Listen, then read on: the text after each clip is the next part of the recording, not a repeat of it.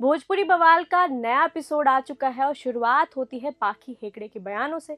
पाखी जी ने दावा किया था कि निरहुआ रिक्शा वाला की शूटिंग के दौरान दिनेश लाल यादव यानी हमारे निरहुआ ने उन्हें प्रपोज किया था।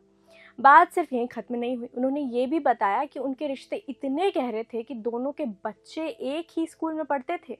उन्होंने ये भी कबूला कि उनके बीच सिर्फ फ्रेंडशिप नहीं थी, वो दोस्ती से बढ़कर थी।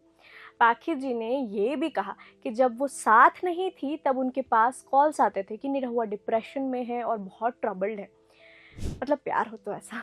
पाखी ने तो यहाँ तक कह दिया कि निरहुआ इतने दरिया दिल थे कि उन्होंने कई फिल्मों में बिना एक भी रुपया उनसे लिए काम किया था जब वो साथ में मूवीज करते थे। लेकिन जब होस्ट शिवांकर मिश्रा ने राउंड टेबल पर दिनेश जी से पूछा कि आपने प्रपोज किया था, तो निरहुआ ने साफ मुकरते हुए कहा, नहीं, मैंने ऐसा कभी भी नहीं किया।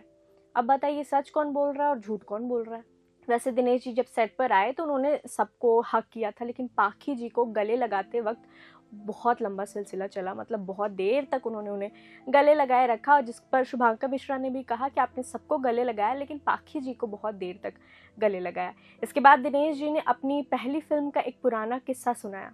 उन्होंने बताया कि पाखी मुंबई से हैं और एक बहुत बड़े घर से आती है। उनके पास अपनी कार थी। उस जमाने में वैनिटी वैन तो होते नहीं थे, तो सब लोग पेड़ वगैरह के नीचे बैठ जाते थे। तब पाखी जी ने कहा था, जाकर बोलो ना कि कार में आकर बैठ जाएं। मतलब पाखी जी का दिल भी बहुत बड़ा है। और तो और एक बार एक प्रोड्यूसर ने पाखी जी के साथ बदतमीजी की थी। तब मसीहा बनकर आए थे वहाँ पर निरहुआ और उन्होंने कहा कि ये मेरी गर्लफ्रेंड है, मैं 3 शादी कर चुका हूँ और मैं 4थी शादी इससे करूँगा। वैसे ये इतनी सारी शादी वाली बातें मजाक थी या सीरियस, पता नहीं। अब आते हैं असली बवाल पर। काजल राघवानी ने पहले ही लाइव आकर कई खुलासे किए थे कि निरहुआ अपने पत्नी के साथ नहीं रहते, वो पूजा करने जाते हैं तो आम्रपाली को लेकर के जाते हैं, वो उनको वोटिंग के लिए जाना रहता है तो आम्रपाली उनके लिए वोट मांगने जाती हैं, जिस पर कि निरहुआ ने कहा कि उनकी वाइफ को घर से बाहर निकलना ज़्यादा नहीं पसंद है, इसलिए ऐसा होता है। बात तब और बिगड़ गई जब फिल्म से निकालने और निरहुआ के रोने पर जिक्र आया। काजल ने साफ कह दिया कि वो मान ही नहीं सकती कि निरहुआ किसी प्रोड्यूसर के पैर पकड़ के रो रहे होंगे, पर निरहुआ ने माना कि नहीं, ये बात सच है। फिर छिड़ी औकात दिखाने वाली बात। निरहुआ अड़ गए कि जब तक वो वीडियो नहीं देखेंगे कि उन्होंने कहाँ पर औकात वाली बात की है, तब तक ये शो आगे नहीं बढ़ेगा। फिर शुभांकर मिश्रा ने उन्हें दिखाया कि उन्होंने की थी औकात वाली बात, जिसके बाद निरहुआ बिल्कुल शांत हो गए और काजल फूट फूट कर रोने लगे और एक और एक्ट्रेस ने उनका सपोर्ट भी किया। वैसे इस बीच आम्रपाली काजल पे बहुत ज़्यादा चिल्ला रही थी, बहुत ज़्यादा भड़की हुई थी। आप ऐसी हैं, आप वैसी हैं, आप ये करती हैं, आप वो करती हैं। ये पूरा सिलसिला लगातार चल रहा था।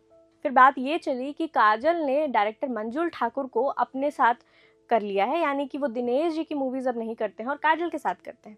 जिस पर काजल जी बोली कि मैं अभी कॉल करके ये चीज़ साबित कर सकती हूँ, लेकिन इससे पहले कि वो कॉल लगाती, वहाँ पर एक और प्रोड्यूसर की एंट्री हो जाती है। याद है वो आशिक आवारा वाला कंट्रोवर्सी, जहाँ पर काजल कह रही थी कि उनके लिए एक गाना था जो आम्रपाली को दे दिया गया।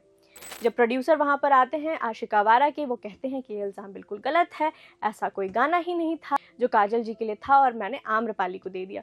वैसे इस एपिसोड में तो तगड़ा बवाल हुआ और मुझे देखकर बहुत मज़ा आया, लेकिन नेक्स्ट एपिसोड में आ रही हैं जेन ज़ीज़ की क्वीन मल्लिका शेरावत। यस, भोजपुरी बवाल के अगले एपिसोड में आने वाली हैं Mallika Sherawat. I am very excited to watch this.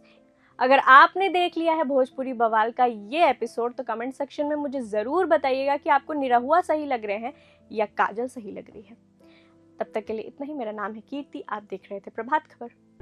प्रभातखबर.com, विश्वास वही, रफ्तार नहीं।